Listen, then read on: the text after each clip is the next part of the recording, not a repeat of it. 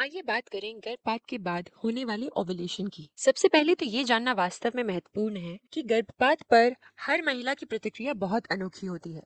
इसके अलावा आप खुद अलग हैं और अपने शारीरिक और भावनात्मक स्वास्थ्य के लिए एक अलग रास्ता अपनाने में कुछ भी गलत नहीं है।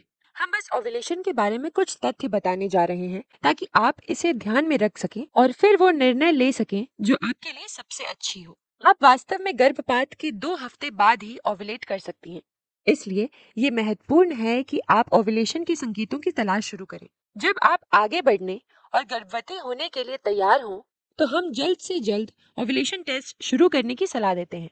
इसका कारण ये है कि ओव्यूलेशन टेस्ट आपको ओव्यूलेशन की पूर्व सूचना देने में मदद करेगा, ठीक है? जब आप एलएच शिखर और वृद्धि देखते हैं, तभी आपको पता चलता है कि ओव्यूलेशन हो रहा है और आप इससे सेक्स करने का सही समय निर्धारित कर सकेंगी।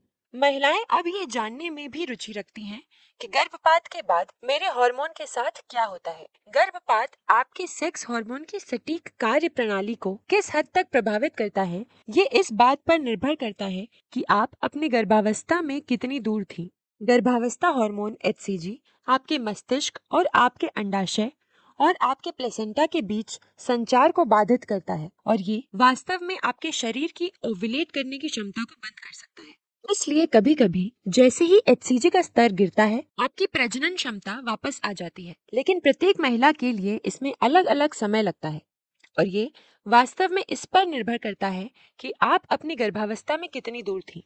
जब हम प्रजनन क्षमता और गर्भपात को देखते हैं, तो बहुत से लोग आश्चर्यचकित हो सकते हैं कि क्या गर्भपात के बाद आप कम या ज्यादा फर्टाइल हो जाती हैं।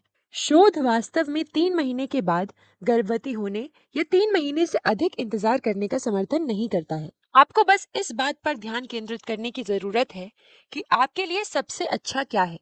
आंकड़े इतने करीब हैं कि आप वास्तव में ये नहीं कह सकती कि गर्भ धारण करने का सबसे अच्छा समय कौन सा है। तो वास्तव में जो भी आपके लिए सही है, वो बिल्कुल सही ही होगा। आखिर में सबसे आम सवाल जो हमारे मन में अक्सर आता है, वो ये है कि पहले गर्भपात के बाद दोबारा गर्भपात होने की कितनी संभावना है।